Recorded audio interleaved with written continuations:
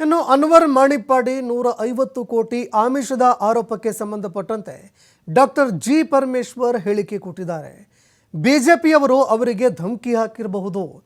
ಅನ್ವರ್ ಮಾಣಿಪ್ಪಾಡಿಯವರಿಗೆ ಬಿಜೆಪಿಯವರು ಧಮಕಿ ಹಾಕಿರಬಹುದು.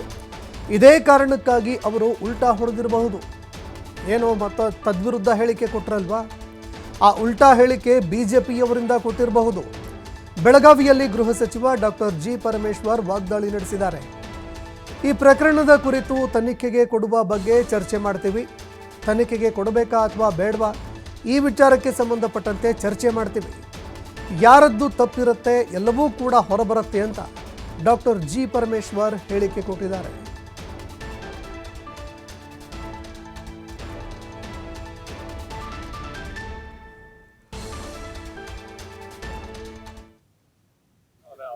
ಹೌದು, ಅವರ ಹೆಂಡತಿ ನಿಖಿತಾ ಸಿಂಗಾನಿಯಾ ಅಂತಕ್ಕಂಥವ್ರು ಮತ್ತು ಅವರ ಮದರ್ ನಿಶಾ ಅವರು ಮತ್ತು ಅವರ ಬ್ರದರ್ ಇನ್ಲಾನು ಯಾರು 3 ಜನನ ಸೆಕ್ಯೂರ್ ಮಾಡಿದ್ದಾರೆ.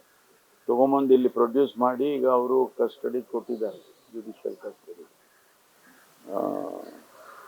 ತನಿಖೆ ಮುಂದುವರಿಯುತ್ತೆ. ಯಾಕೆಂದ್ರೆ ಅವರು ಸುಮಾರು 40 ಪೇಜಿನ ಡೆತ್ ನೋಟನ್ನು ಬಿಟ್ಟಿದ್ದಾರೆ. ಅನೇಕ ವಿಷಯಗಳನ್ನು ಪ್ರಸ್ತಾಪ ಮಾಡಿದ್ದಾರೆ. ಬಹಳ ಮುಖ್ಯವಾಗಿ ಅವರು ಮಹಿಳೆಯರಿಗೆ ಇನ್ನು ಡಾಕ್ಟರ್ ಜಿ ಪರಮೇಶ್ವರ್ ಈ ವಿಚಾರಕ್ಕೆ ಸಂಬಂಧಪಟ್ಟಂತೆ ಹೇಳಿಕೆಗಳನ್ನು ಕೊಟ್ಟಿದ್ದಾರೆ. ಬಿಜೆಪಿಯವರು ಅವರನ್ನು ಹೆದರಿಸಿರಬಹುದು. ಇದೇ ಕಾರಣಕ್ಕಾಗಿ ಅನ್ವರ್ ಮಾಣಿಪ್ಪಾಡಿ ತಮ್ಮ ಹೇಳಿಕೆಯನ್ನು ಬದಲಾಯಿಸಿದ್ದಾರೆ, ಉಲ್ಟಾ ಹೊಡೆದಿದ್ದಾರೆ. 150 ಕೋಟಿ ಆಮಿಷ ವಿಚಾರಕ್ಕೆ ಸಂಬಂಧಪಟ್ಟಂತೆ ಡಾಕ್ಟರ್ ಜಿ ಪರಮೇಶ್ವರ್ ಸ್ಪಷ್ಟೀಕರಣ ಕೊಟ್ಟಿದ್ದಾರೆ. ಯಾಕಂದರೆ ಅನ್ವರ್ ಮಾಣಿಪ್ಪಾಡಿ ತದ್ವಿರುದ್ಧ ಹೇಳಿಕೆ ಕೊಟ್ಟಿದ್ದರು. ಇದಕ್ಕೆ ಸಂಬಂಧಪಟ್ಟಂತೆ ಬಿಜೆಪಿಯವರೇ ಅವ್ರಿಗೆ ಧಮಕಿ ಹಾಕಿರಬಹುದು. ಬಿಜೆಪಿಯವರು ಧಮಕಿ ಹಾಕಿರೋದಕ್ಕೆ ಅವರು ಉಲ್ಟಾ ಹೊಡೆದಿರಬಹುದು ಅಂತ ಡಾಕ್ಟರ್ ಜಿ ಪರಮೇಶ್ವರ್ ವಾಗ್ದಾಳಿ ನಡೆಸಿದ್ದಾರೆ.